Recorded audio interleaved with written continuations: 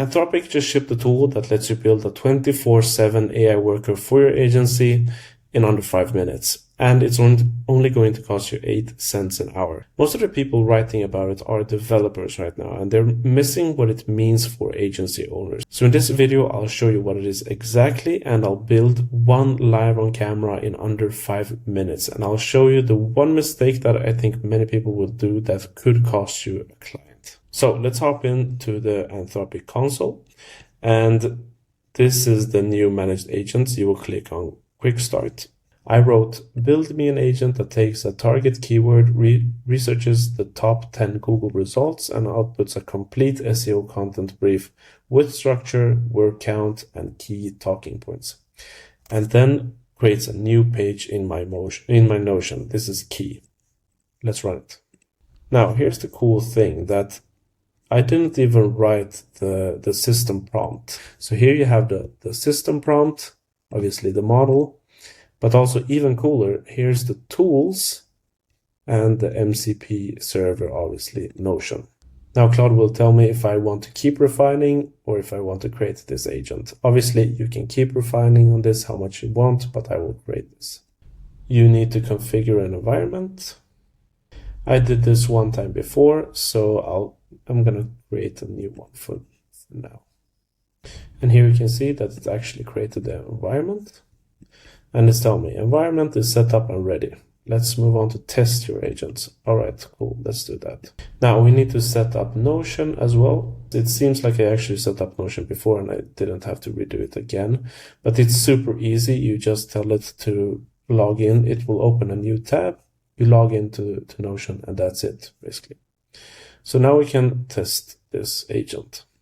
What we're going to do is type in research the top 10 Google results for best project management software for remote teams and create a full SEO content brief in my Notion workspace. Let's run it. Okay, so you can go to sessions over here. You can click the latest session and here you can either see the detailed, debug page, or you can just see like the summarized. So here you can see the timeline of what happened.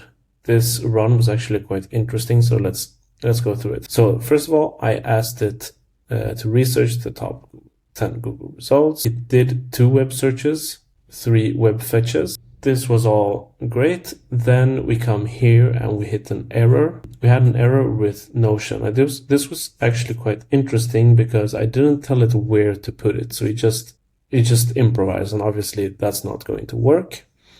It failed again because it didn't find the page to put it in. So it understood that, okay, I need to actually look for a page or something like that. And it saw that, okay, I can see that there's already a content page, and I should probably put it there, which it did. It created a page, and then it said that it created it successfully. And here you can see how it actually looks inside Notion. So you can see that this is actually quite detailed. I'm actually impressed that it managed to do all this with just an MCP server. This is like long and in-depth. This whole thing took 7 minutes, but you can see here that this whole part took a lot of time. It would have taken about like 4 minutes, I think, if it wasn't for these errors, if I just had told it where to put it. Now, this would have taken, this is an estimate, but let's say about 45 minutes of time for a strategist to create this. And this was replaced by, okay, not quite 3 minutes, let's say worst case 7 minutes, or like more like 4 minutes if you do it properly from the start by telling it where it should put everything.